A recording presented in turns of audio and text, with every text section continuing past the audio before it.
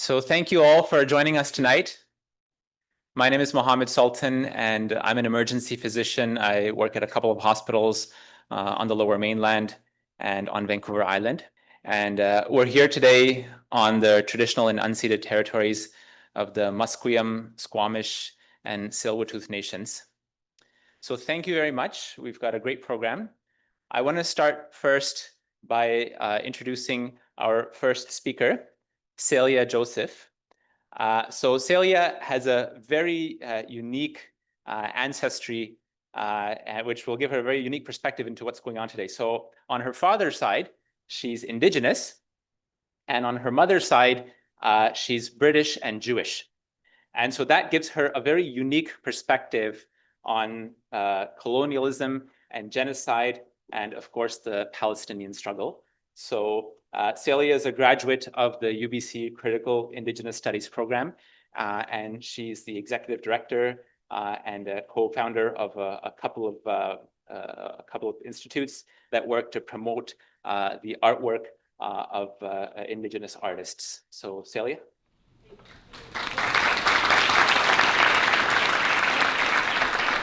Hatsqual eoch tanoyap. Celia Joseph Quian Sna, Stehe Elo Quian Quishame. Floyd Joseph, Squaraquampton Siem Planman, E. Joseph Lanchisha, Ants Hopmish, Snanemo, British Jewish Amen. Nath Aletla, Quisnas, Noah Chanat Awano, Nath Quosin Quisnas, Noah Cheese Weeks Awano.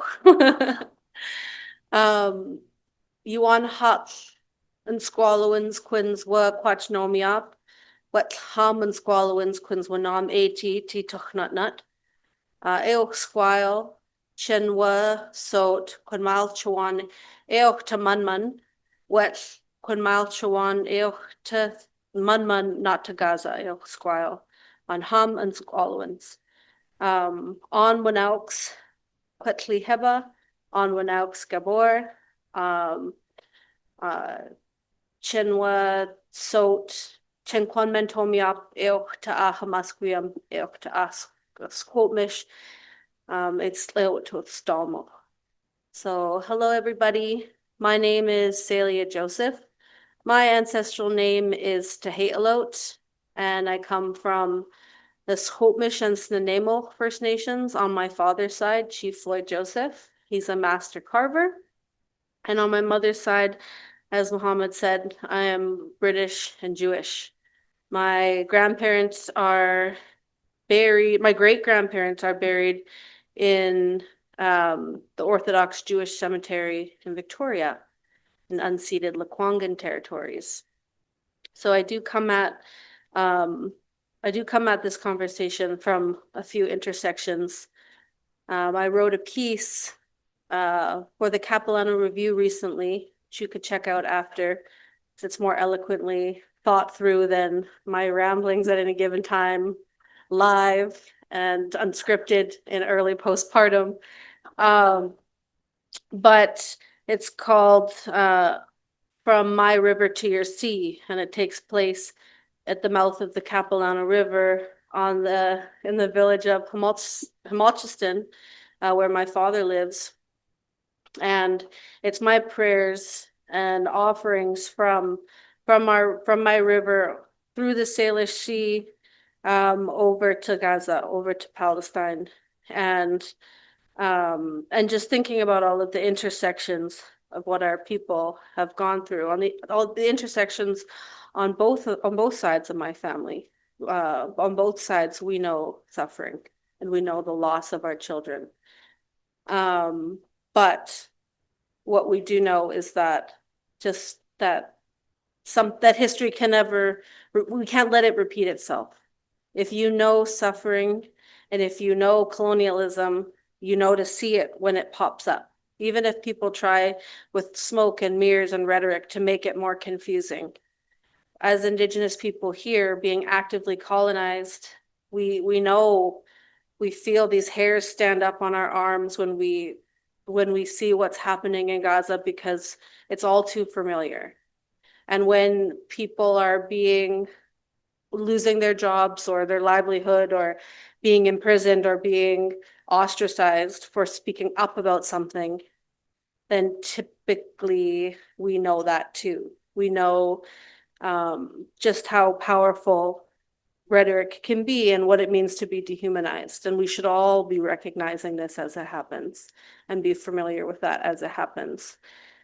And so in this time of unspeakable grief and horror, you also see people coming together, people willing to lose it all, or people willing to offer what they can. And in my context, as a host nation member, what I can do is offer, prayers that we have in our language and an unfettered truth that in my territory, in my unceded territory, coming from a CM family, that I can say wholeheartedly and with my full chest that in my territory, in MST territory, the Palestinian people are always welcome and will always have a home here. And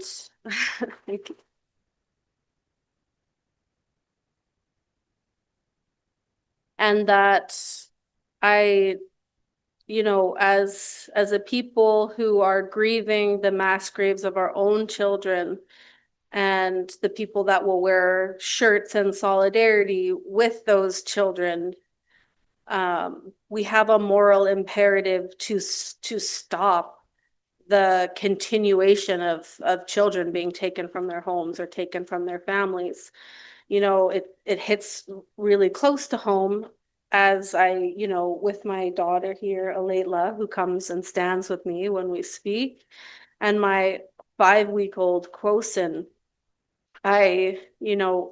When you're in those early days of postpartum, it's like you're still in another place, and physiologically we are. And it's a gift because it offers you just an opportunity to be that much more human or that much more empathetic to a reality of other mothers or birthers who have they can't guarantee that there's going to be formula, that they can feed themselves, where their children's meal is coming from. And as another birther, particularly as somebody who comes from a family that have had their children taken away or faced our own mass graves in our own community, we have an absolute moral imperative to do everything that we can to stand up for those children. And, in solidarity and in reciprocity, when I found out that Heba was going to be speaking tonight, I wanted to show up and be present and offer what I could, just as she did for Quosin, because she was at Quosin's birth, and has been a good friend to our family and has shown up for me repetitively and said, it's the least I can do as I'm a guest in your territory. And then I turn that around and I show up tonight to say it's the least I can do because I'm hosting you in my territory, because you can't be in your home where you should be, where you want to be, where I know her heart is. When she was on the front lines, when the rest of us were here, we all should be chomping at the bit to be on the front lines to stand up for people that are experiencing something so unspeakable and unfathomable. Yet it's Heba that's going.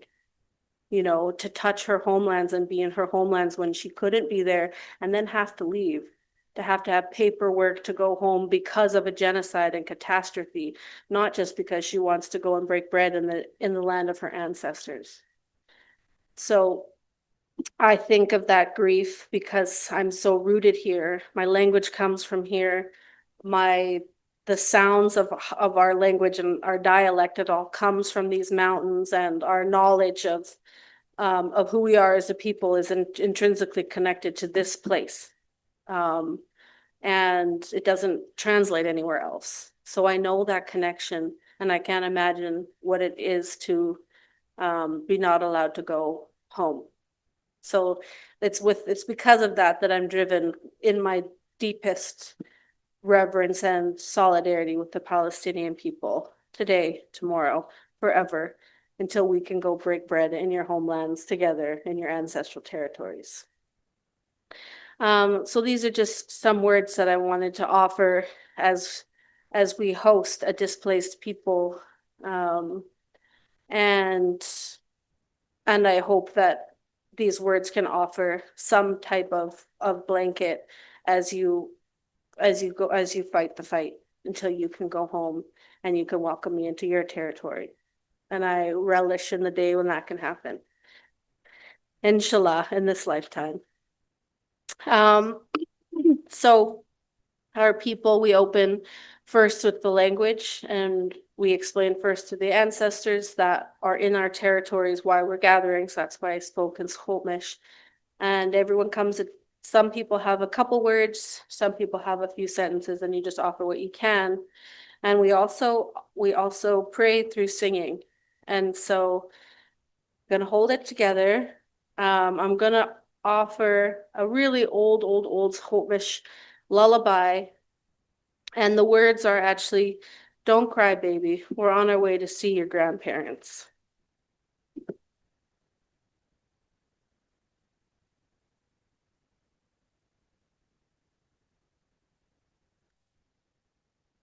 And as a new mom,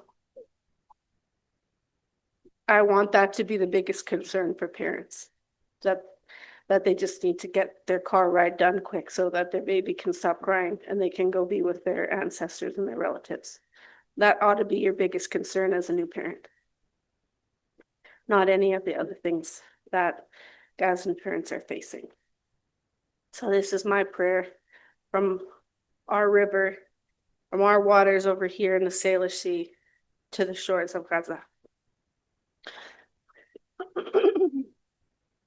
And so you can close your eyes, or you can offer prayer or energy or whatever it is in your practice that you do to the people that need it the most. Chakwe skako, chakwe, nanam chekwa salse o.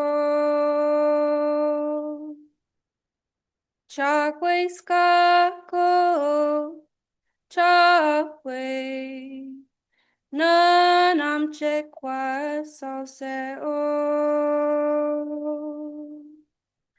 Chakwe skako, chakwe, nanam chekwa salse o. Chakwe skako, chakwe, nanam chekwa salse o. Matakwetsi Snachum. Thank you. Thank you very much, Celia, for those beautiful words.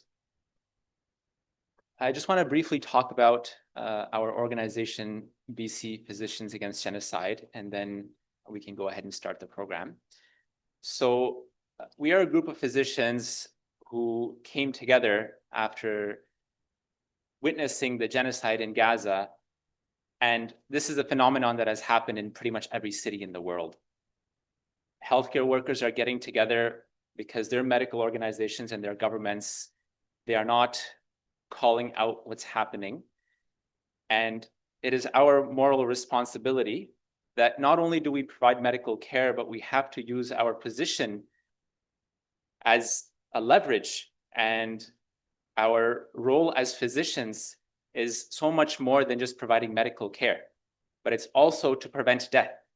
And preventing mass death is one of the biggest interventions that we can take as physicians, and will have a much greater impact than ever taking patients to the operating room or sending medical missions. So it was with that spirit that we created this organization locally here. And a couple of pillars that we focus on. The first is to educate, and that's what we're doing today. To educate the public, to educate healthcare workers and our medical colleagues about what's happening in Gaza and in the rest of the Palestinian territories. The second is to advocate. And so we've been very busy advocating to our medical organizations, not just at the provincial level, but also at the national level, and I will speak a little bit about that at the end of the presentation. But we've had a chance to speak to doctors of BC, to petition to them. We've spoken to the president, and we currently have a national petition that's underway. So we try to push and encourage the organizations that are supposed to represent us to at least be able to call out what's happening and to ask our governments to put pressure on international governments to call for a ceasefire, call for upholding international law, and remind them that civilians are not targets, hospitals, healthcare workers, they are not targets, ambulances are not targets. This is absolutely unacceptable, no matter how you frame this conflict.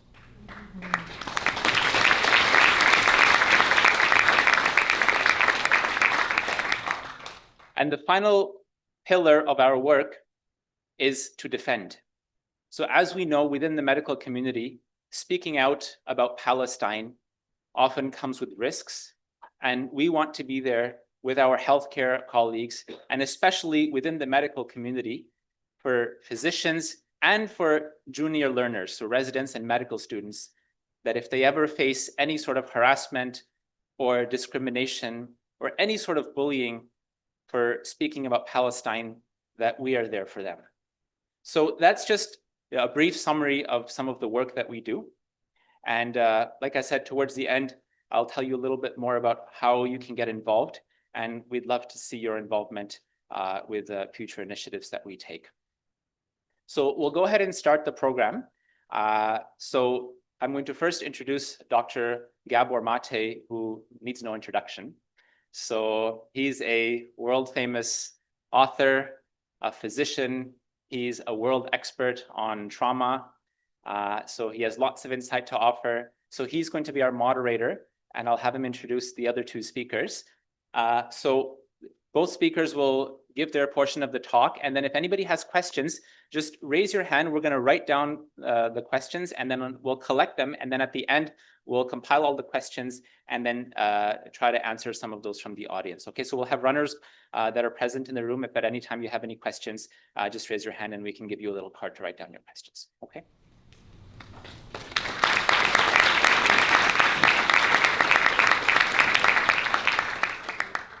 Thank you, Mohammed, and thank you all for coming. Before I invite the first of these extraordinary people to come on stage, I just read you a little bit that's very relevant to their talk. It's from the astonishing book, One Day Everyone Will Have Been Against Us, by the Egyptian, Canadian, American writer Omar El-Akkad.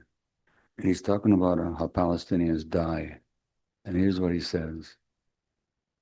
In a hospital, in a refugee camp, in their beds, while making dinner for their children, while holding their siblings, while cycling, while playing on the beach, in the market, in an incubator, struggling to breathe under the rubble, while trying to drag a loved one from the middle of the road, while burying the dead, while scavenging for food, while selling vegetables, while swimming in the sea, trying to catch fish, while playing soccer, while waving a white flag, with their hands raised in surrender, with their hands tied, while running away, at a checkpoint, in a torture camp, in a safe zone, in a school, while delivering aid, while waiting on aid, while performing surgery, while sitting down in a chair, by drone, from the safety of great distance,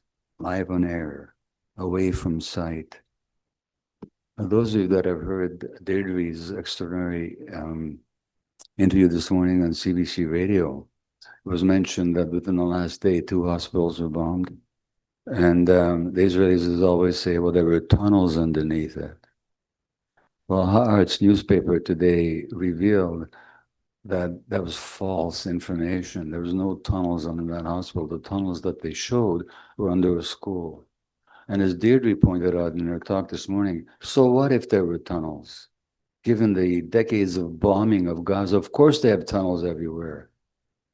That does not give them the right to murder people in the hospital. So these 2 people have put themselves in the front lines in ways, as the introduction said, we haven't, the rest of us. let's hear from them first. And Heba, when you first start speaking, please just tell us a little bit about yourself, and same with Deirdre. What drew you to do what you do, and then tell us about your experiences. So first, Heba on Nashef. Thank you.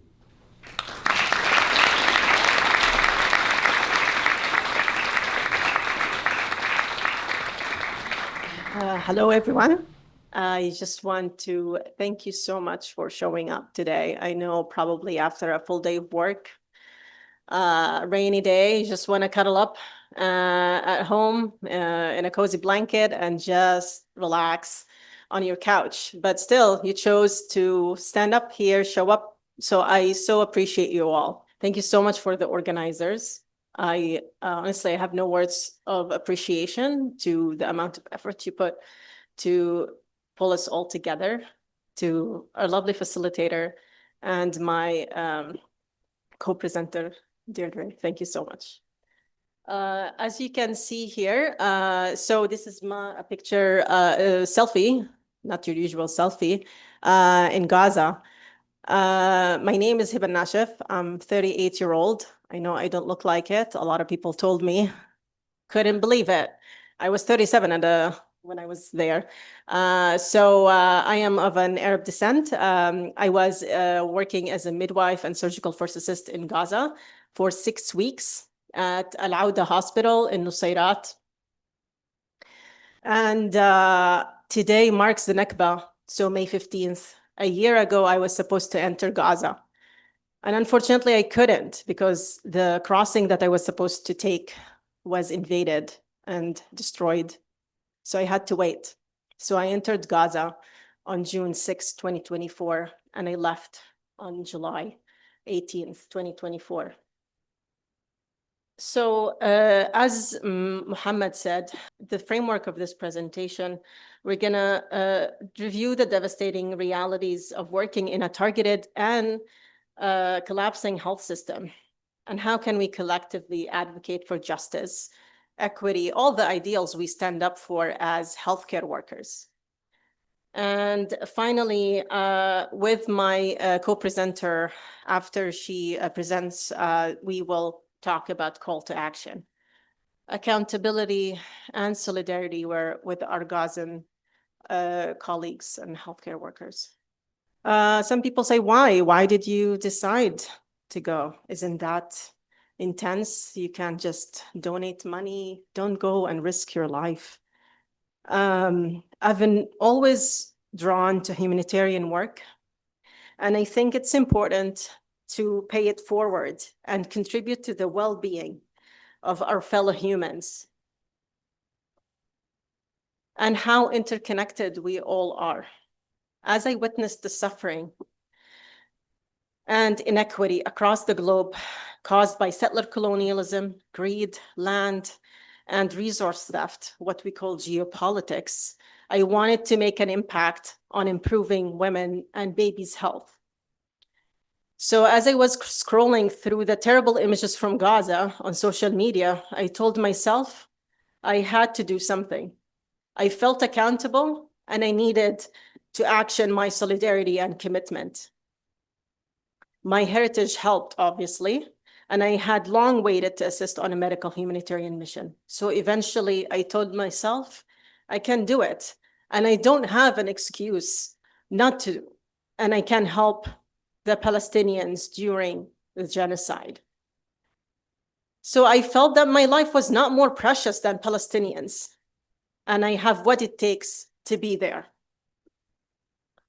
So I have about 20 so minutes, so I'm not going to be able to get into the nuance of entering and how difficult it was to get into Gaza. It's controlled by an occupying state. So the Palestinians don't have the authority to let people come in. We had to coordinate with the Israeli Defense Forces. If you're interested to know more, you can check this article, as well as this podcast and other podcasts. It's all on my Instagram. So I wanted to touch a little bit on what a functioning healthcare system looks like. So in any healthcare system, we have infrastructure, we have human resources, as well as we have protocols and guidelines. In Gaza, the healthcare system is collapsing and it is targeted. About 85% of Gazans have no access to healthcare or very limited access to healthcare. And it is teetering on the verge of collapse and also at risk of famine. So we're not catastrophizing here. It is a catastrophe. So because Gaza had been experiencing a blockade for the past 17 years, and it has intensified. So when I was there in June, the blockade was partial. So there were some goods allowed, including fuel, but it was very limited. So as a result, you can see here in the image, I was in the OR, first assisting. That was the first days. We were still smiling and making jokes, but still, we always ran at the risk of, the generators fail or not having enough fuel.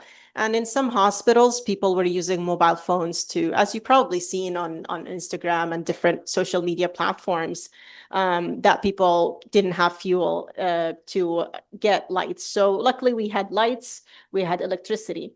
The second thing, as we were, the second threat, infrastructure, some of you, how many healthcare workers are in the audience? Amazing. Thank you. Can you imagine going to the OR and just being scared for your life because the hospital might be targeted or bombed, or the surrounding of the hospital is going to be bombed, so the whole building is shaking, and your colleagues also at risk of being detained, targeted, not just killed, maimed, and taken into prison just because they're healthcare workers. I just want you to kind of imagine that situation. So working amid the airstrikes, ground operations, it's just awful. And it's truly, it defines the sense of unsafety. You don't feel safe, but you gotta do what you gotta do. So one of the hardest things that I had to deal with emotionally is a lot of Gazan healthcare workers were feeling very safe having us as international healthcare workers being present. And the moment we were saying, oh, well, we're just gonna go to the safe house for a couple of days, rest, and we'll come back. Some workers would come and ask me, did you hear intel? Are we going to get bombed? Is the hospital going to be targeted? That's why you're leaving? So I was like, no. We haven't heard intel. We're just going to rest in the safe house, which is a luxury. I had that privilege. They were going to tents and, destruction, basically. So in the next slide, I'll talk about the critical supply shortages. So you can see the section, this is the suction tubing. Usually we have them as disposable, but not in Gaza. They kept sterilizing the same rubber suction tube. We didn't have a surgical drape. So we used two sterile patient gowns, put them together in clamps, and that is your sterile field.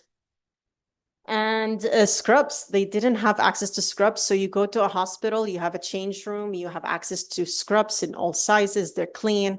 They didn't. They ran out of scrubs. So every healthcare worker had just one or two that washed them. And also there were some holes in them.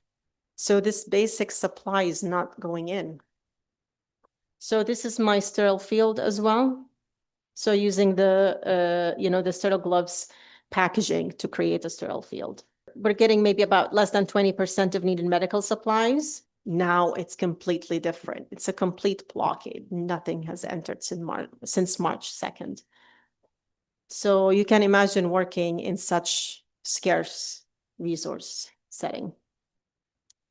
Some of you mentioned food and water, so deliberate starvation. And the food is waiting outside. As I was crossing from Kerem Abu Salim or Kerem Shalom, the food was rotting outside. And it hurts. There was so much help. So many people have contributed. and it's just going to waste. It's not allowed in. So when I was there, they were allowing about 60 to 70 trucks a day with a few trucks of fuel. Now it's nothing. So 290,000 children under 5 and 150,000 pregnant and breastfeeding women require feeding and micronutrient supplements. How are they going to get that? So malnourishment, starvation, and slow death is awaiting for them. So in terms of provision of care, I'll be focusing on maternal and child health. So in terms of prenatal care, and what you see on the slide. So as you know, in pregnancy, the moment you know you're pregnant, you go and seek out care. There was barely any primary care or prenatal care that's available in Gaza. So pregnant women had basic, like the basic care, they just didn't have access to that.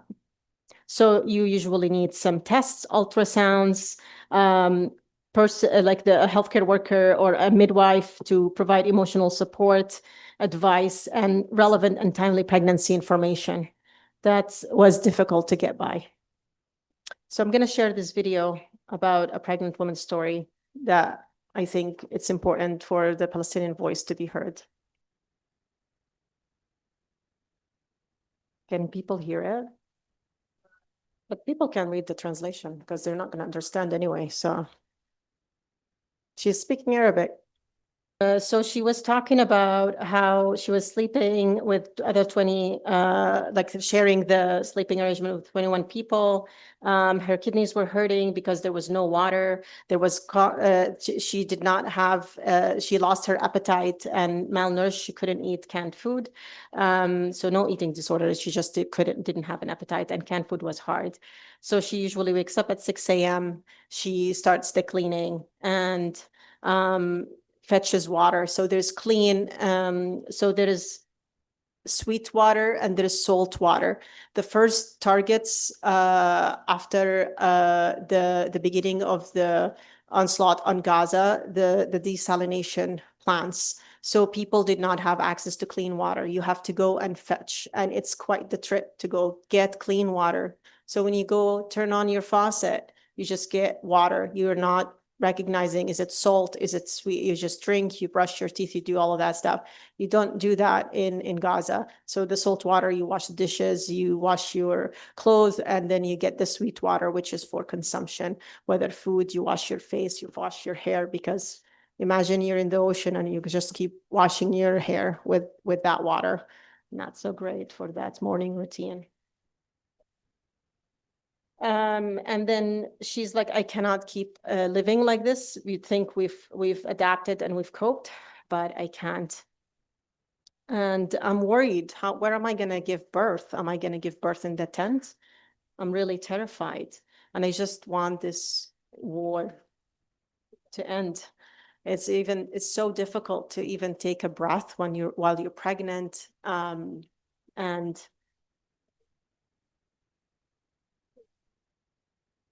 And dealing with no lack of diaper and formula, milk, they're all also malnourished themselves. So they're going to have low milk supply probably. And she's talking a little bit about how she feels happy to feel that soul inside of her baby moving despite the suffering, and the more suffering she experienced with her kid, with her baby, the more she loved him or her. And this was very powerful. Like, she's like, despite being pulled out of the rubble, walking, and I'll show this in a drawing shortly, being displaced, walking in the streets, they're destroyed. You have a tank behind you. It's terrifying. And that's her wish, her only wish, to give birth in a clean setting, have access to clean water. So what do people normally need in labor? How many people have gone into labor and have babies? Awesome. What do you need? What did you need the most? Safety. So someone to look into your eyes and say, you got this, you can do this. I helped a woman give birth, and after the birth, she looked at me and she said, this is the safest I felt in 9 months. They are deprived of a supportive presence because the labor and delivery unit has its one room, has 3 beds separated by curtains, no privacy. 1 bathroom, 1 baby resuscitator. How can you bring someone to help support them, who's a female relative with the presence of other women also laboring? It was just so difficult. People need time. Women need time while they're birthing and laboring. They need preparation. They need food. They need control. They need consent. Is it okay to do a vaginal exam? Is it okay for me to touch you this way? Is this okay? Rubbing their back, have them go through one of the hardest experiences they will ever go through that will shape them into the beings, into the mothers they will be. They need clean water, sanitation, supportive measures, and not dull scissors, need sharp scissors, need just basic things here. This is a great illustration of realities of giving birth in Gaza. So we touched on the lack of support, mental state. Imagine the trauma, the loss, the grief, the lack of safety. Is my kid gonna survive their first year? Malnourished, the underweight, risk of infection, different risk of different infections. And if someone had given birth, had a C-section, they would have to recover. And with the lack of nutrition, access to clean water, infection is going to happen. So this is what the journey to the hospital would look like.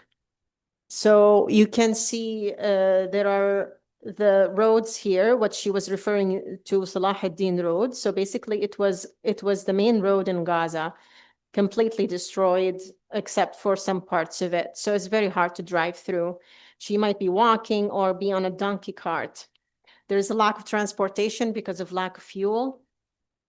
And the animals were really not looking great because they're not being fed, but still being used. And they've gone like 100 years back going back to the donkey carts.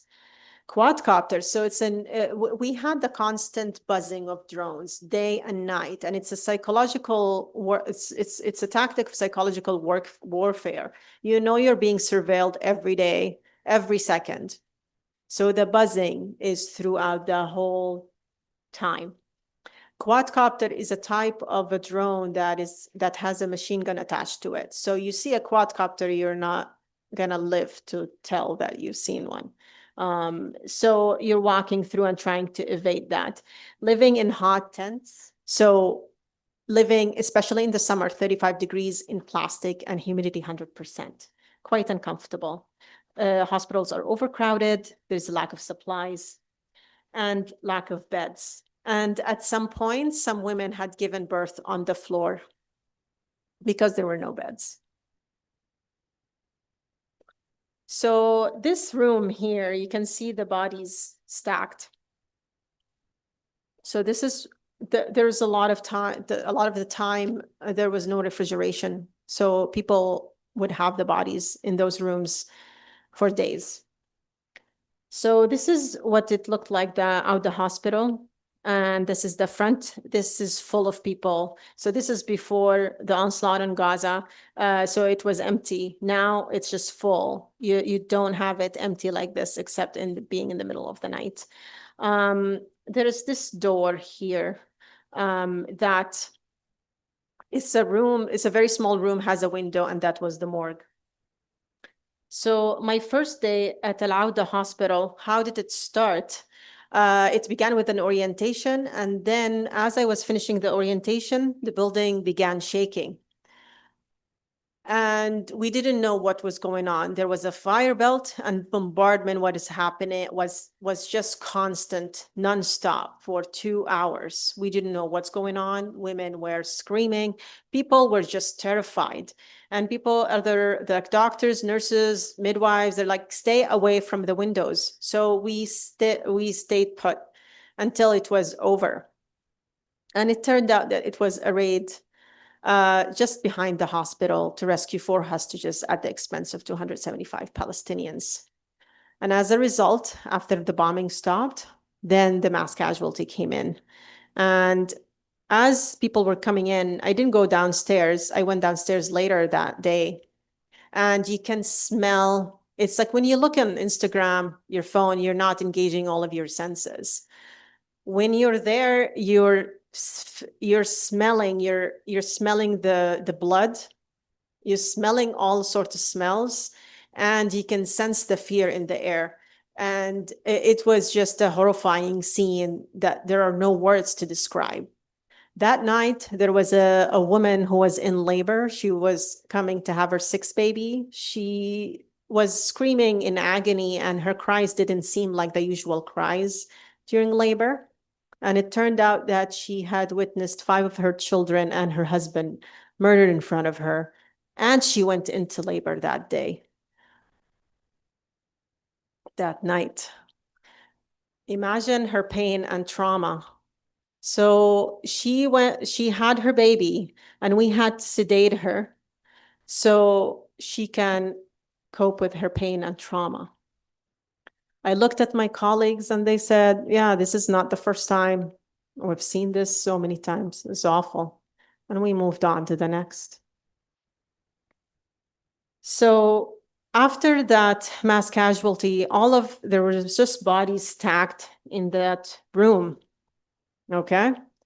And then 3 days later, it was 10:30 p.m. and I was walking from the dorm, which would be behind me, back to the unit. And I smelled this smell. It was just an awful smell. I can't just describe it. Like, what is this? Is this sewage? I just don't know. It's just awful smell.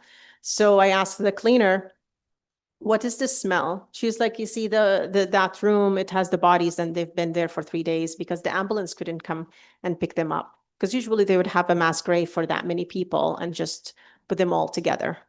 So imagine 3 days decomposing bodies, 35 degrees Celsius, and humidity 100%. So I paused and thought about the pregnant woman who's in labor, walking in to give life, to be welcomed with the smell of death. And this is how you greet your child. You go upstairs, the smell is still there. This wasn't an everyday occurrence, but it stayed with me. And, pregnant women have very strong sense of smell. So you can imagine being in pain, being miserable, didn't have access to water, all of these awful things. And this is just a part of the suffering. So moving on, they give birth. You hold the baby, put baby skin to skin. Everybody was in a rush. They're like, just let's get this baby out and dry the baby with a diaper, adult diaper, because we didn't have blankets to dry them off with. And then off you go. We usually do delayed cord clamping where we wait for at least 2 minutes after the baby's born, skin to skin, given that baby's healthy and crying, but not in Gaza. They're like, just let's clamp and cut. And like, I just need to get her going. So normally you'd have either metal clamps or 2 plastic clamps.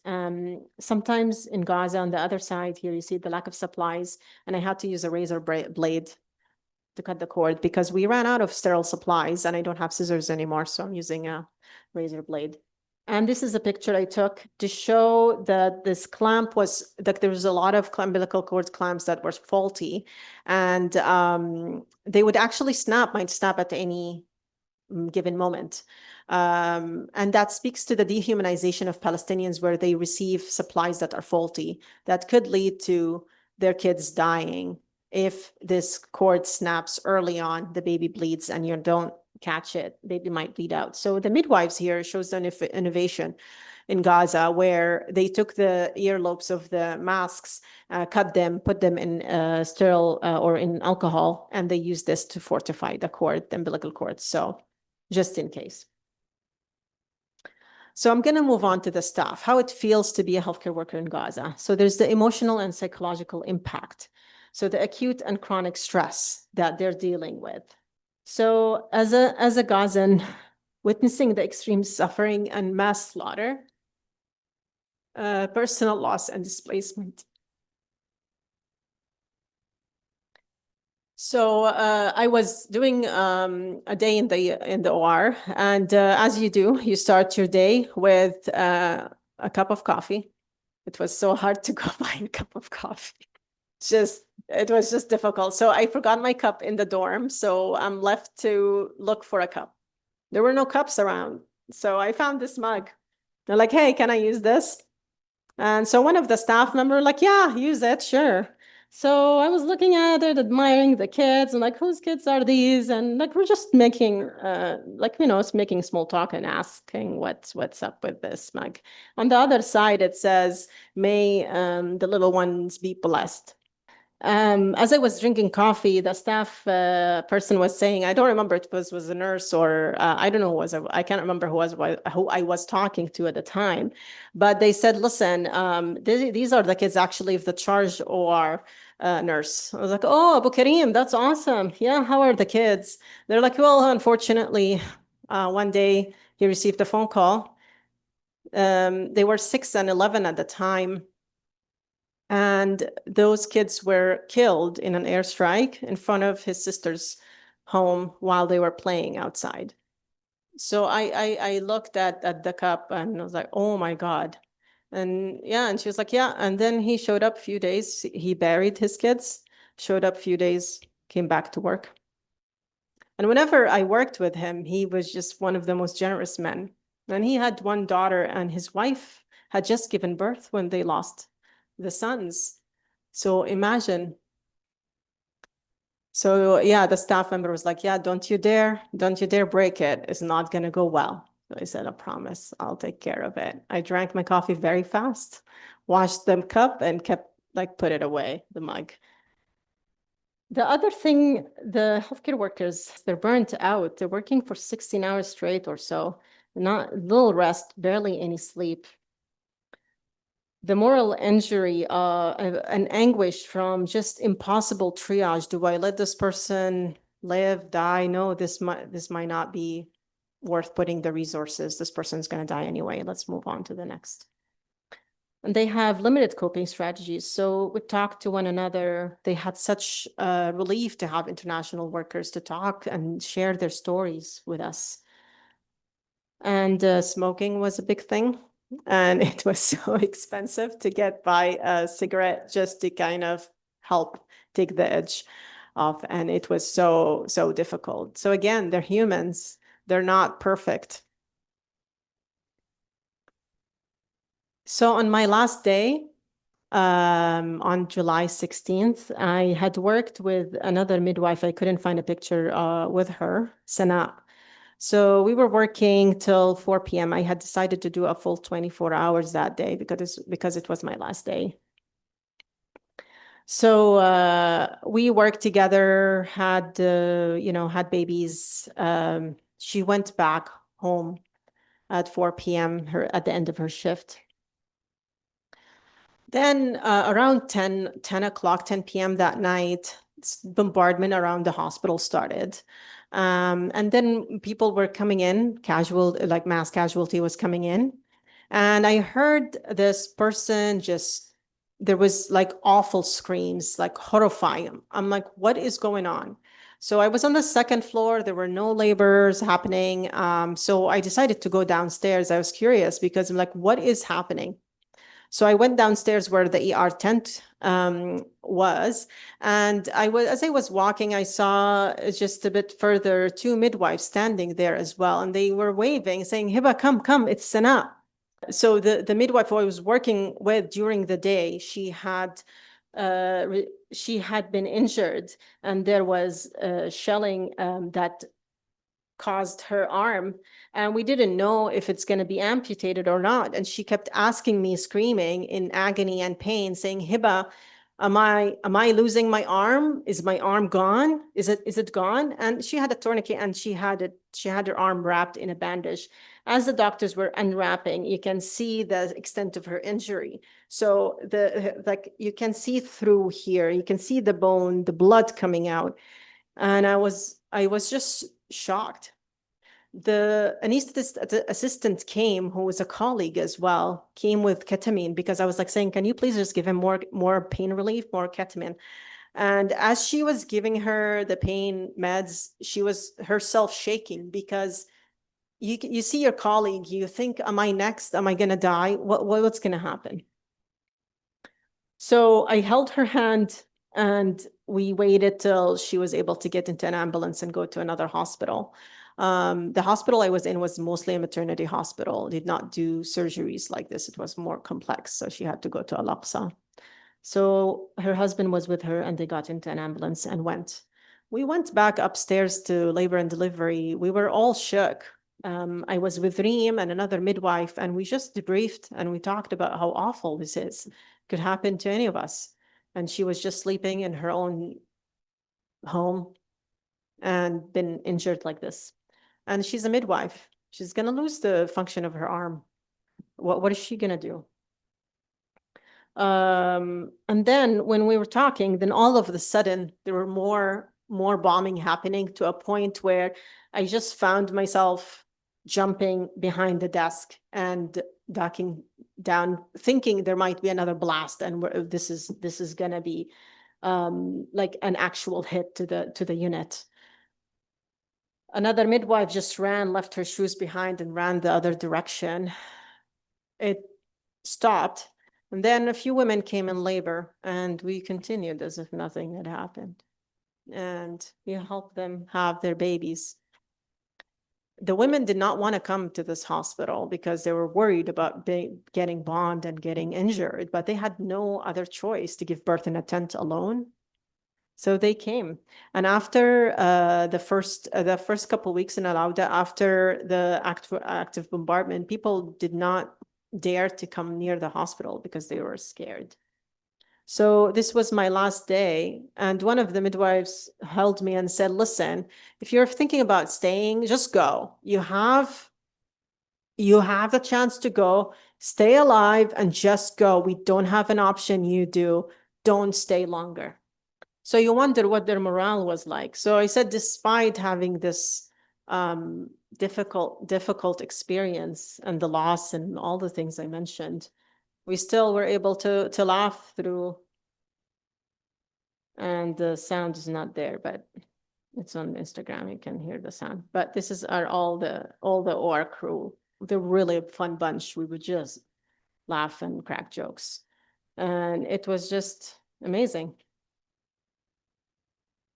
So in conclusion, here are the realities of a genocide: human rights violations, war crimes, starving, maiming pregnant women and babies, healthcare workers and health infrastructure being targeted and destroyed.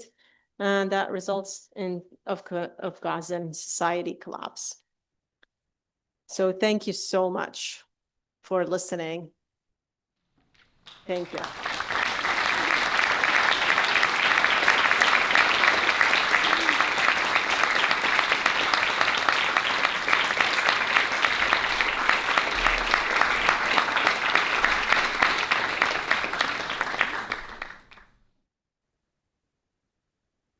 My name is Deirdre Nunan.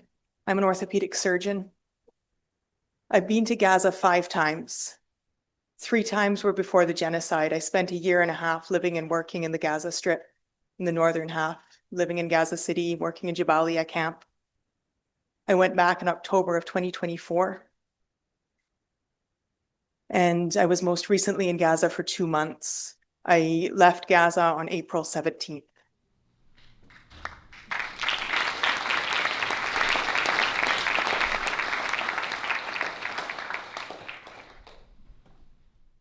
I had different plans for this presentation, but on Tuesday morning, I started to get dozens of text messages from my friends and my colleagues at European Gaza Hospital.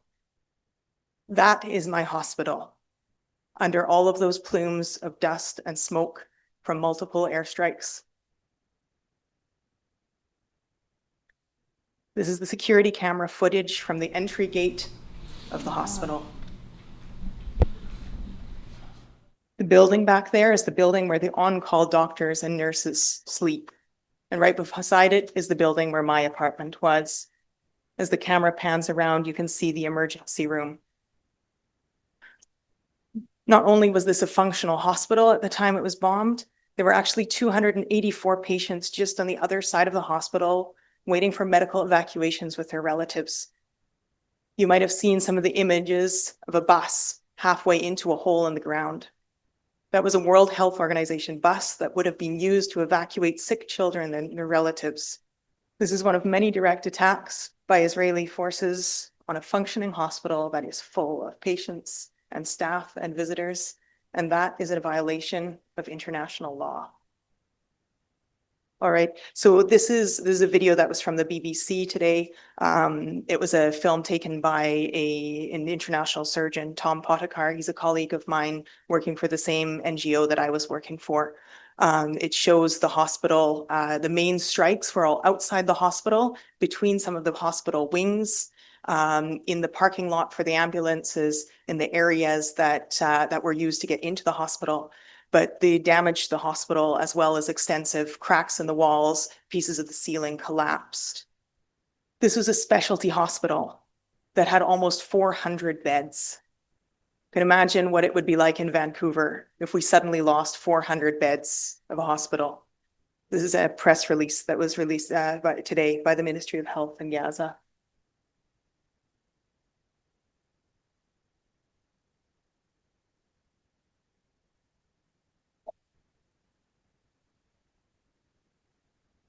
So this is what the hospital used to look like. It was functioning. It wasn't optimal, but it was definitely working until Tuesday. It was the best functioning hospital in the entire Gaza Strip. And in fact, the operating rooms didn't look so different from what we might see here. If you ignore the fact that some of that equipment is literally taped together, that, like Heba showed, they've used sterile gowns as surgical drapes, because at this point, the washable drapes had so many holes in them that they were unusable, and we had run out of any disposable drapes. So what was it like in the hospital when those bombs hit? It is as if an earthquake hit the hospital. The entire hospital is out of service except for the intensive care unit. An earthquake in every sense of the word. I have never seen anything like what happened in my life. The cement walls fell on us, the glass ceilings, nothing more than an earthquake that hit us.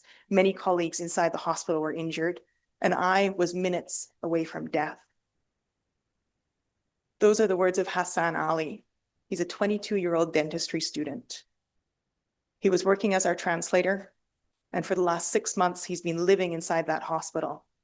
He's desperate to get back to his studies, but he is in the agonizing situation of having a full scholarship to continue those studies in Pakistan, but having no way to exit Israel to take advantage of that scholarship. So Hassan is stuck. I find myself comparing these desperate words from him to the absolutely overjoyed text message that he had sent me on January 19th when the ceasefire came into effect. I won't read this all, but I will read what he ended with. We will eat whatever we want from all kinds. We will play. We will sleep without fear of loss. We will study. We will dream. We will laugh. We will visit our friends. We will. We will. We will. Such simplicity. All things that we take for granted, and all things that continue to be denied to Hassan and to 2.3 million other people living in the Gaza Strip. Dr. Jamal is someone else with fairly simple dreams. He said to me back in October, I just want to treat my patients and teach. Dr. Jamal is the head of the orthopedic department, and he does a lot of both of those things. This was us together treating a 9-year-old girl who had a nerve injury from an airstrike. This is that same case. He's showing 2 of the residents how to harvest a nerve for a graft. And behind him, those are 8 fifth-year medical students who he had brought to the operating room to observe.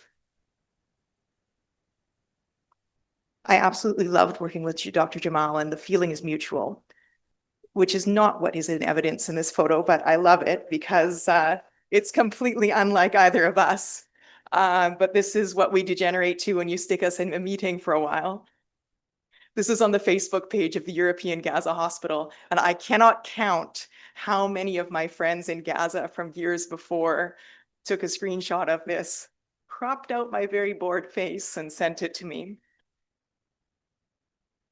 But this is what Dr. Jamal and I actually look like as a surgical team. we were able to do some big reconstructive cases together for some severely injured patients, and we were both very proud of the treatment that we were able to provide. We had some cases where we started care on them in October, and we were able to pick it up in this spring, not because Dr. Jamal can't do it alone, but because he just cannot do everything. He's just got one set of hands. And so my presence and my continuity at the hospital just helped him to get a few more of those chronic patients in. But aside from doing surgery and teaching, his schedule is full of administrative duties, those hated meetings, and also just the fact that his life, like everybody else in Gaza, has become immeasurably harder over the last year and a half. So while Hassan was writing about possibilities on that first day of the ceasefire, Dr. Jamal was writing to me about practicalities. This new chapter started with incredible destruction. My home and 90% of houses are completely destroyed, he wrote to me. This is his photo of what was his house back in January. He was able to live in his brother's apartment next door, which was only partially destroyed. But in March, when the Israeli military definitively broke the ceasefire, and I insist on saying definitively because the Israeli army was killing and wounding Palestinians in Gaza every day of that 2-month ceasefire. Although what we saw on the news here was that it was Hamas that was holding up the agreements. It became much more dangerous in Rafah, and so Dr. Jamal was once again forced to flee. So I was there in March when Israel restarted those widespread attacks on Gaza and when it relaunched its ground invasion. So on March 18th, 2025, like everybody else in Gaza, I'm sure every person, and I'm certain I could hear every bird and every dog, we all woke up just after 2 a.m. from airstrike after airstrike after airstrike. And I tried to say to myself, maybe it is thunder, but I knew full well that it was not. As I walked to the hospital after daybreak, I noticed a journalist sitting outside with a press vest, not an ordinary sight before the ceasefire. And so I stopped to tell him that I appreciated his work because I knew how much he risked by doing it. I wasn't sure where I should go in the hospital. Should I go to the operating room, to the ward, to the emergency room? And my feet were on autopilot, so I ended up in the meeting room, even though I was sure that there was not going to be a morning handover meeting. But there they were. The night team and the day staff were reviewing the cases that had come in. An animated discussion between one of the older surgeons who said that it was Palestinians' duty to stay to the bitter end, better to die than to leave their homeland, and a younger surgeon who said he'd have enough. All he wanted was to raise his family in peace. If he had to leave Gaza to do that, he would. But most of the meeting was a regular morning meeting. We talked about which patients to take the operating room and which ones to prioritize above the others, because the operating room had been working all night, but not with orthopedic cases, because when you're in a mass casualty situation, it's the neurosurgical injuries, it's the thoracic injuries, it's the abdominal injuries, it's the vascular injuries that all take precedence. The orthopedic injuries only go if they're tagged on in the same patient as one of those other injuries. But in the end, we didn't have to plan who to take first. It was self-evident when this patient came in. So that day I treated one of the worst injuries that I have seen in my entire career, but I could say the same thing about the next day and the day after that, and the day after that, and the day after that, because I have never seen so many people injured so severely. I've worked in humanitarian medicine over 10 years in many different countries, Afghanistan, Syria, Iraq, Haiti. Never seen the kinds of volumes and the kinds of severity that I saw in Gaza. So the uncropped version of this photo shows a patient where from hip to knee, his thigh is completely pulverized. There is nothing but contused and torn muscle and multiple broken segments of his femur. And there was this bouquet of artery clamps in his inguinal crease. And that was where his major vessels had been torn. He's 19 years old, and I still have no idea how he lived long enough to make it into the hospital.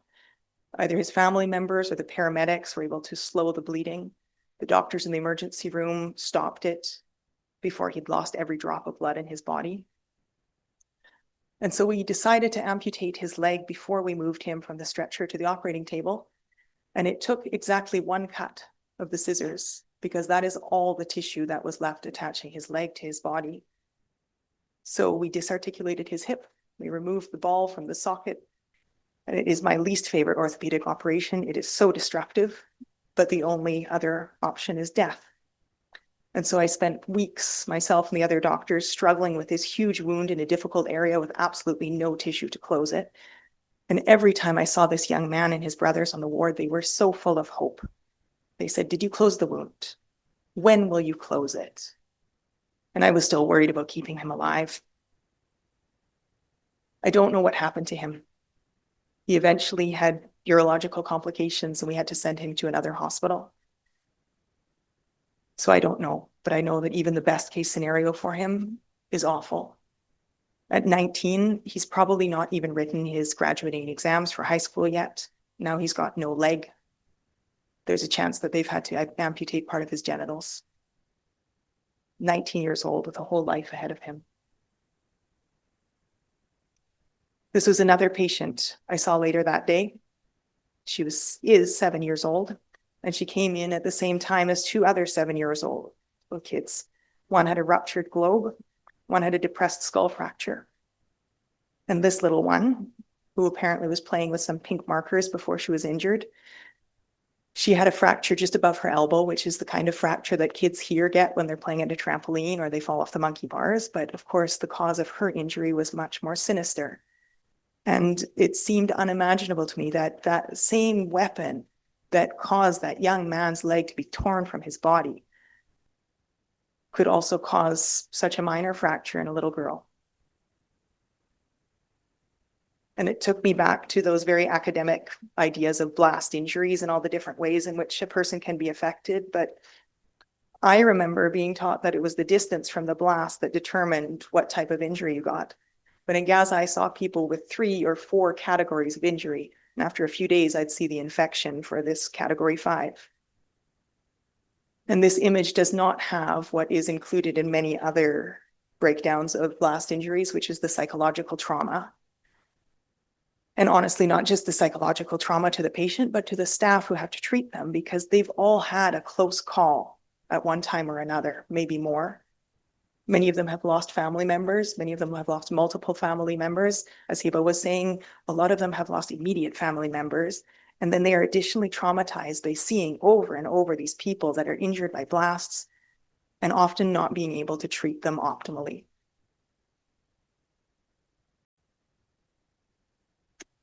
So I walked back to the apartment next door at dusk to get something to eat.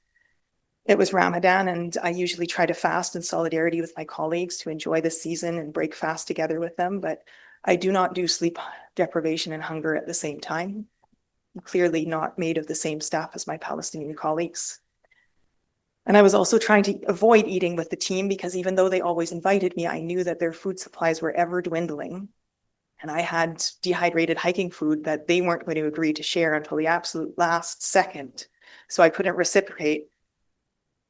At this point, we were 16 days into the complete siege that Israel had imposed on Gaza. But I still regretted saying no, and I still sometimes did say yes, because along with the food, we had this incredible camaraderie, and they let me be a little part of their surgical family.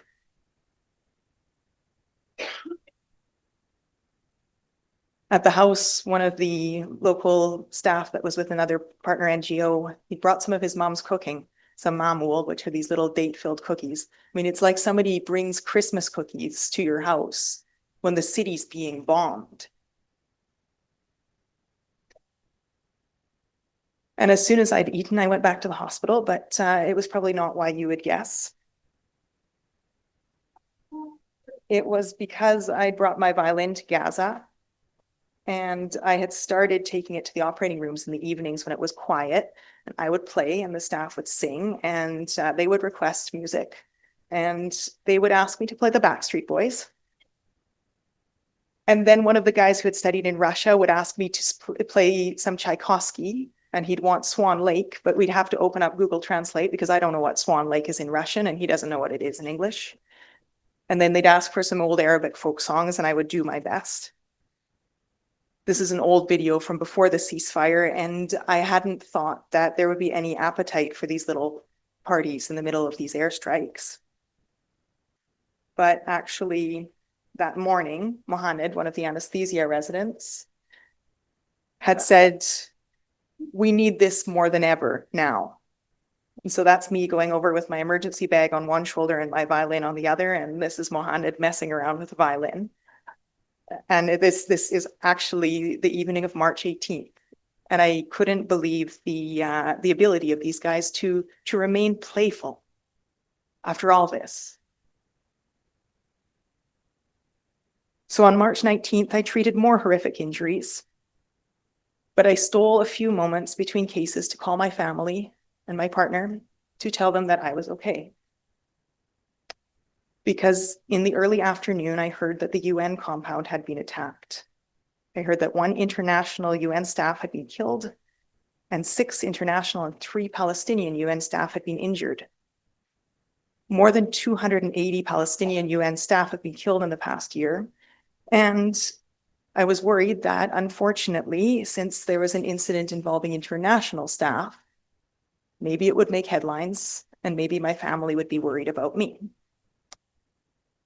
But later I felt rather sheepish and naive because that news barely seemed to make the headlines at all.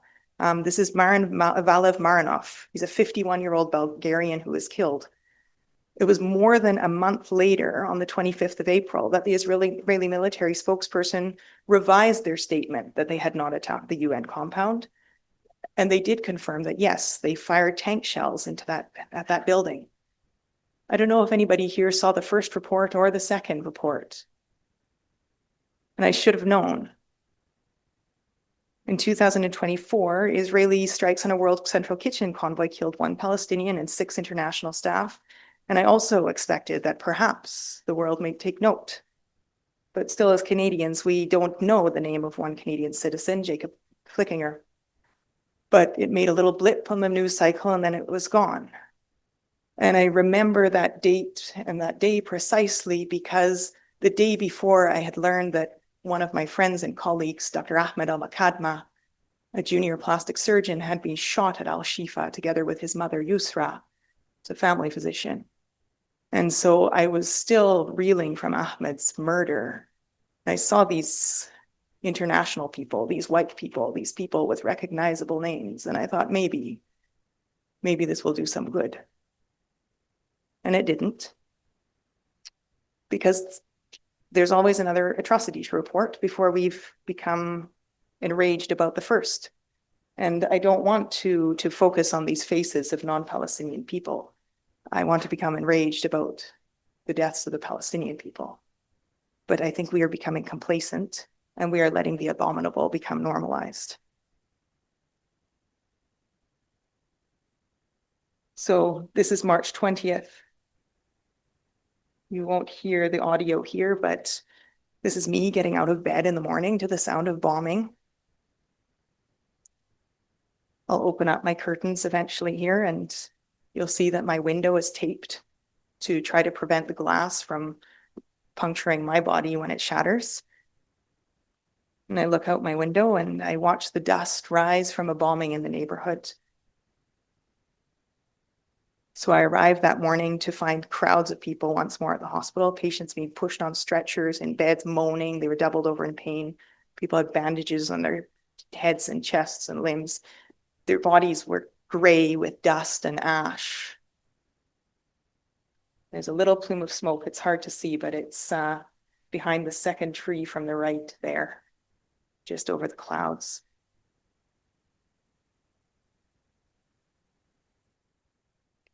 So again, of course, we had the morning meeting. And believe it or not, within a couple of weeks, they had restarted doing teaching at that morning meeting. And so the residents would be giving each other lectures about anatomy and surgical treatment, and you would hear the machine guns and the airstrikes not so far away. But surgical education in Gaza has not been stopped during this genocide. So on March 20th, these were some of the cases they were presenting. And I noticed that morning that the staff were talking about airstrikes by name. They were naming the family name of the houses that had been targeted and destroyed while the families were inside them.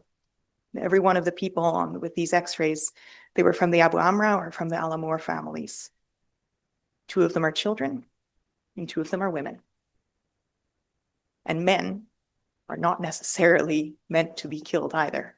It always irks me when we hear these reports, 70% women and children, as if we're condemning those 30% of men to being worthy of being killed. When I look back on that day, I have no idea how we managed to do as many cases that day as we did. I know that we worked nonstop in all 4 rooms until nearly midnight, but still. And that was also the day that we took some time to move out of our apartment and into the hospital. Some of my international colleagues hadn't initially wanted to move, but around noon, there was an airstrike right in the neighborhood, and that changed their mind. I had felt it from the operating room. And when I went up to our kitchen, I found their half-drunk cups of tea and coffee left there when they'd run. And it was incredibly eerie. I took down the little things that I'd hung on my wall to make it feel like home.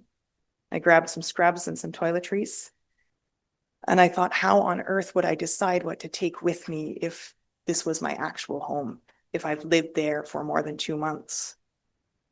I took a picture of my favorite view and added my things to our little pile in the operating room. And as I came back from the apartment, the people who were injured in that airstrike that had started with my colleagues were starting to arrive in the operating room. The first one to go into the operating room was a weathered-looking man in his 60s, covered in gray dust. His left leg was crushed just above the ankle, and it was hanging on by a shred of skin. His bowels were spilling out of his abdomen. Obviously, the evisceration was the priority, but with me acting as a nurse for one of my orthopedic colleagues, we could operate with the general surgeons and the orthopedic team at the same time, save this man a bit of anesthetic and save some operating room time. So we cleaned up the amputation while they continued to work. In the next room, they wheeled a 40-some-year-old woman into the operating room. She had a massive intracranial bleed. Her pupil was fixed, which is a very bad prognostic sign. And then they actually wheeled her out again. And they took her to make room for another patient that was more severe. The staff shaved her head while she was in the recovery room, but I don't know if they drilled any burr holes there. I don't know if she survived long enough for them to try to treat her. The patient that they took into the theater instead was a woman. She was about 35. She was slim and dark haired, pale, probably unnaturally pale. I knew that she had a foot that was ripped off, and I held her hand and I told her it would be okay. She looked phenomenally well for somebody who also had bilateral penetrating chest injuries. She had injuries of her large and small bowel, of her rectum, of her vagina, of her urethra. When general surgery opened her abdomen, they found that she also had a common iliac artery injury. We amputated her foot and we put it in a plastic pouch. I never saw her again. And my hope is that she was transferred to Nasser Hospital for urology, but my fear is that she probably died. Meanwhile, in room 3, a 10-year-old boy died. I saw him with a raggedy wound in the upper center of his abdomen, and that wound was the result of a fist-sized rock that has penetrated his body from the back. The anesthetist told me that it was clear that he wouldn't survive, but the pediatric surgeons couldn't bear the thought of not trying to save him. For a few minutes, his little body lay alone on the big operating table under the bright lights. The cardiac tracing was a flat line. And then the staff came and wrapped his body in a shroud and took him into the morgue where there were already too many other people. During all that time, there was a 12-year-old girl waiting in the recovery room, and she only had one injury, so she was low priority. Her injury, again, was a leg that was torn off, and she was still low priority. She was wearing a red sweater and fuzzy pink pajama bottoms, and she was asking me for something to drink and saying she was in pain. And there was nobody in the holding area with her. So I went to find one of the anesthetists and he gave me some Tylenol and some ibuprofen because we needed to save the narcotics for people who needed her more. Hers was the 4th amputated leg that I put in a plastic bag that day. For most of that day, I wasn't acting as a surgeon. I was acting as a nurse and a runner and an X-ray technician and whatever else we needed because so many of our staff were absent. The nurses put each of those limbs in a box and they labeled them carefully. When I look at this picture now, I look at it and I think that's good cardboard that could make a fire and that could cook some food. And every day the nurses were taking whatever burnable items they could home so they could cook and feed their families. But they sacrificed their own cooking fires so that our patients' relatives could collect the severed limbs with dignity. I later learned that that little girl's younger sister was also injured, an 8-year-old with an open femur fracture. Their 7-year-old brother was killed. His name was Ibrahim. This is that first patient again, Zaki Abu Harb, the man with the evisceration and the traumatic amputation. He spent weeks in the hospital. First, his stump was infected, then the chest wall wound broke down, and it took a lot more work by orthopedics and general surgery and vascular surgery, but we finally got him well and home. And I kept in touch with his son, Saif, who gave me permission to share Zaki's stories and his photos with you today. And Saif also took what is my favorite photo of those 2 months in Gaza, saying goodbye to this family on my last day. Saif tells me it's almost impossible to find food for his father. The best he can manage is some beans and some peas. Occasionally, he says he manages to get sheep milk. Back on March 20th, the hospital was only able to provide plain rice for the evening meal. Since it was Ramadan, they had insisted that I took a date around sunset. And around close to midnight, Hassan, the translator, who had managed to go out and find some vegetables and some cans of tuna, and prepared some side dishes for the team. Nurses who had been working all day, this was their only meal. It was not nearly enough. And I don't think that the surgeons had any time to go out and supplement anything for their meal of rice. And it only got worse from there. Now, when I ask my friends at the hospital what they've eaten and when they ate it, they change the subject and they avoid the question.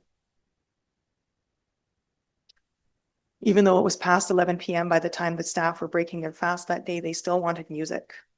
This is Sally, one of the OR nurses, and she is an unfailingly bright and sunny personality. She'd bring her 1-year-old son to sleep with her at the hospital when she was on overnight duty, but her 2 older daughters stayed at home. And I can't imagine how worried she was every time she was apart from those children, but on the surface, she would still smile. And just before we went to bed to try to get some sleep, I found her on her tiptoes at the windows, taking a photo of the pretty view below. That's the photo that Sally was taking. March 20th was just about the time when President Donald Trump had tried to insult Senator Chuck Schumer, who's Jewish, by calling him a Palestinian. And I went online to try to find out about this incident and found out that apparently he's done it again. As though you can use a national identity as a slur, and as though being called a Palestinian could ever be an insult.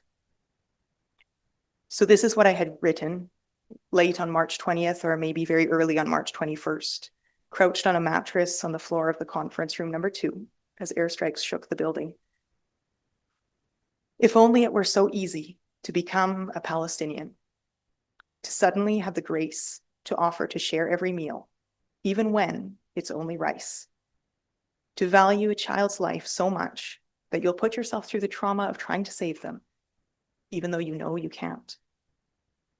To have the patience to chop tomatoes when you know your family is walled off in North Gaza and you might never see them again, alive or dead. To praise and thank God even in the midst of hell on earth. To stand at an open window and take a picture of a pretty garden with drones overhead. To fill out paperwork and case registrars and even the computerized surgical list, even when you're so tired that you can barely keep up with your clinical work. To operate on patient after patient, taking care for everyone. To take pleasure in music, to smile, to laugh, to clap. I am terrified that they are going to slaughter everyone left in Gaza, that they will kill them all. Sally, who hadn't heard the violin until tonight and was delighted, made a heart with her hands as she said goodnight. Love you, Dee. Love you too, Sally. This is what the world will let a US-supported Israeli army wipe out. All this. I wrote that almost 2 months ago. I kept working in Gaza for another month. And today I am more afraid than ever that the Israeli forces will do exactly what members of the Israeli government have been blatantly proposing for months: to kill them all, to displace anyone who is not dead.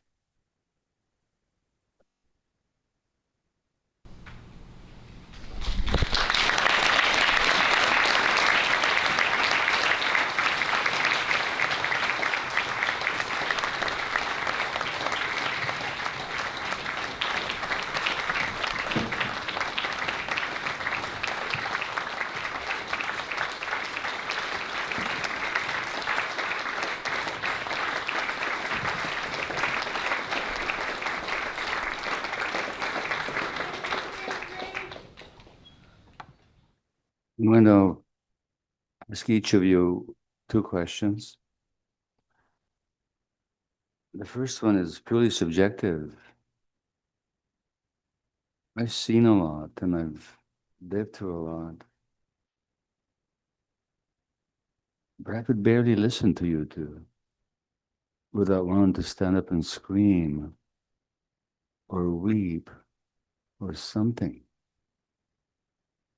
I want to go and throw a stone through the window of the BC Medical Journal who won't accept a letter from us calling out the destruction of the healthcare system in Gaza.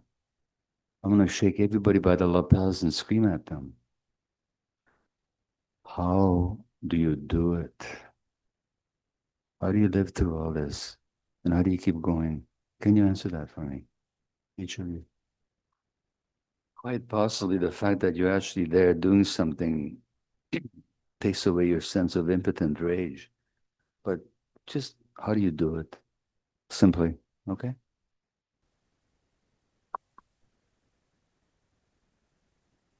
I have no choice but to do it, because otherwise, what am I going to do? I have to face the suffering, and it's a struggle. So I think for me, it just needs to be done. That's what it is, plain and simple. How? I don't know. I also get strength from my Gazan colleagues, friends. Yeah, just I get strength from that and faith, I believe, as well. Thank you. Deirdre. I look at my Palestinian colleagues in Gaza and I see them doing it beside me when I know that they have lost so much and stand to lose so much more, and that no matter what I can say I would lose, it wouldn't be what they've lost. And so if they can do it, I must be able to. And because when you're there and there's a patient in front of you, it gives you this illusion of utility. And you know that you're making a difference to that one person. And if you can manage to focus on the work in front of you, then you can imagine some sense of normalcy and some sense of purpose. And you just have to try not to think too hard about the airstrikes that you hear, and knowing that they're injuring your next person who will come to you in the operating room. And for me, I dealt with this somewhat by promising myself that I would not leave my action there and that I would come here, because as Mohammed said earlier, it's a doctor's work to stop the bombing, to prevent it. It's not to go in and treat the people that have already been injured when other people are being killed.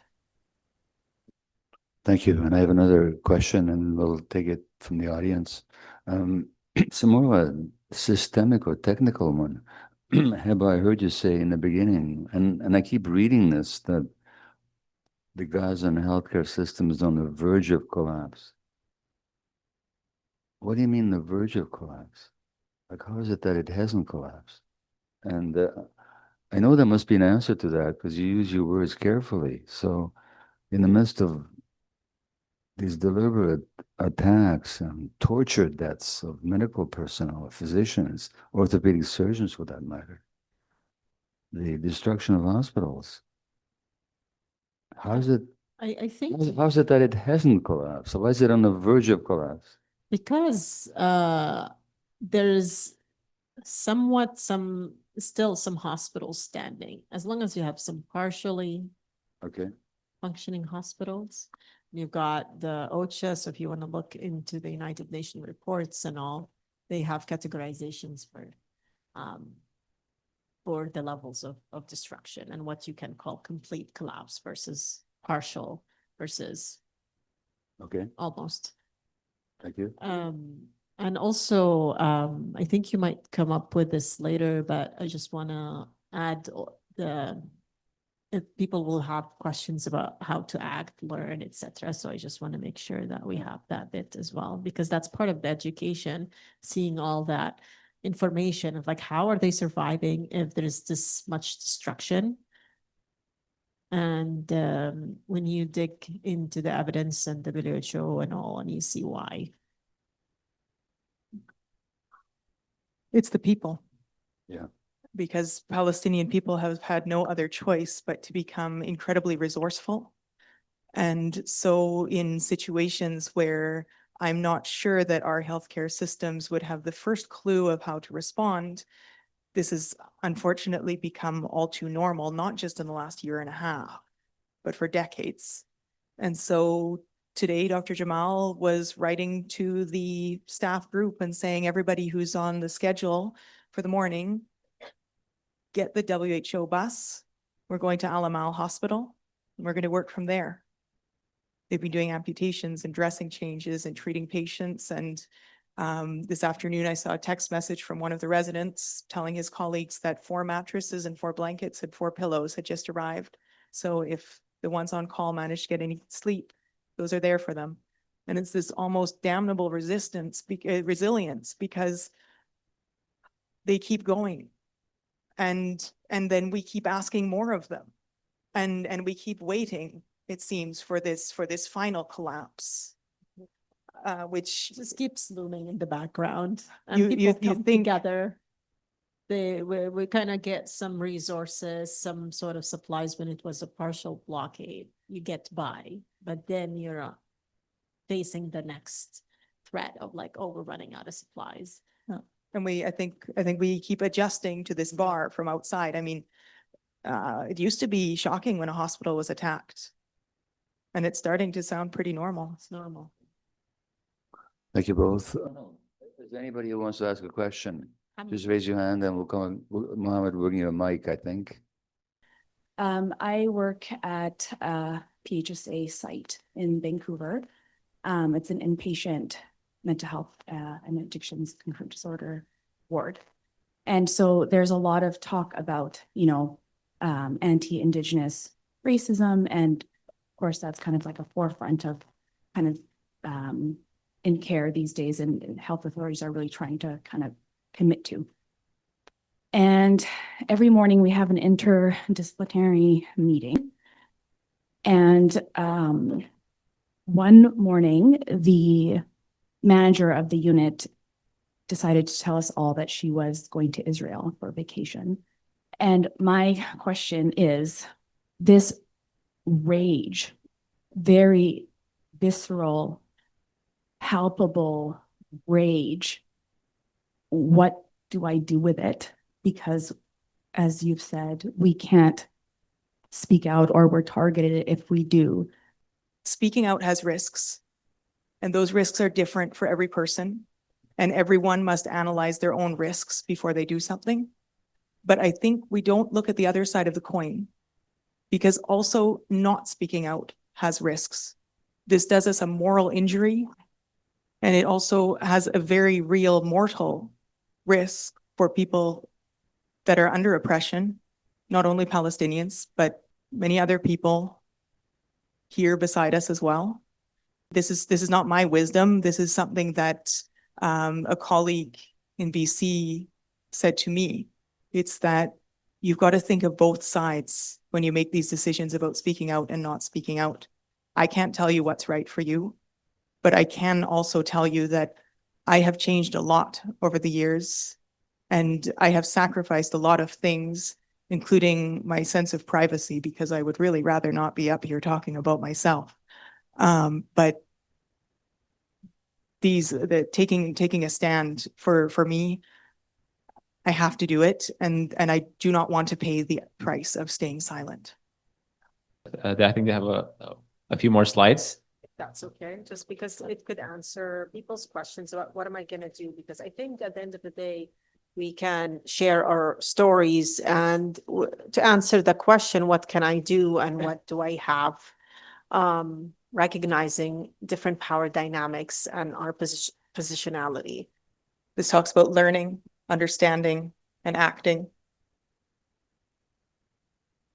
So to learn and understand, we encourage you to seek out reliable information sources, to approach things from an international law and human rights perspective, which are incontrovertible and apply to all people, and to look for Palestinian voices, because they are the ones that can tell us the story, but they are also the ones that are systemically undermined and their own authority over their situation gets called into question. And I could not emphasize enough on being aware of manufactured consent through mainstream media to convey one narrative. There was a really funny video that I I found, but because with the sound I just can't play it. But it describes the media perfectly of this sense of catastrophizing, and also like everybody's dying and it's just the world is on fire, and we feel just so helpless watching the news. So how do I consume? Asking myself that question, like what is the narrative? What's the media is trying to portray? Another thing, conflating ideologies with religion. So being aware of that, I think, and questioning this. And at the workplace, there's a lot of conflating of psychological safety with being uncomfortable. I think that resonates with a lot of us. It shuts down conversations when you just say, I feel unsafe. And that's it. Like, that's the conversation. That's where it's going. So being aware of that, and how can we have conflict and different opinions, and where's the red line of saying this is wrong and this is a red line, and civilians are being slaughtered, and as an international community we have to speak up. So having the critical thinking in connecting the dots, and as Celia was mentioning, between all system of oppression, apartheid, settler colonialism, and normalizing violence and dehumanization, as you were saying, how just the Palestinians is just, it's an insult. It's just, they get dehumanized over and over. So that is very important. I think we've talked a little bit already about acting, but we are stronger when we raise our voices together, and bravery and courage are contagious. And so if you can find those around you that can be in solidarity with you and can take small steps together rather than alone, it will help you, but it will also help Gaza. Use your economic power. This is not just, right now I tell people not to donate. That money doesn't go anywhere at the moment. I tell people, if you have money to give it to advocacy organizations that can amplify our voices. Because without a border opening and without a ceasefire, more aid on the border that rots, that's not going to help anyone. You also have choices in terms of, especially if there are physicians, other economically privileged people in the audience, where you invest. Your money is probably doing a lot of things that you would not do in real life. And it's worth chasing that down, and it's worth making sure that what you invest in is compatible with your overall ethics. It's not easy, but I think it's very necessary. And then your purchasing power, what you do or don't buy, money talks. Absolutely. And on a political level, a lot of people say keep healthcare apolitical, but we all know it's impossible. It's all linked. how we get funded is dictated by the politics and which party you vote for. So selling weapons to a country that is participating in these acts of war crimes and genocide, is that what we want as Canadians, to be complicit in selling these arms? And maybe some people would want to pursue this and demand a two-ways arms embargo. And boycott divestment, as Deirdre was talking about, using your power. South Africa, apartheid South Africa, took a long time, but eventually that movement, BDS, nonviolent movement, did lead to breaking the apartheid between whites and blacks. And it was a long road for them to heal. Definitely, though, the actions of divestment and sanctions helped. Some resources for people who are afraid of consequences. You spoke out, then management calls you in.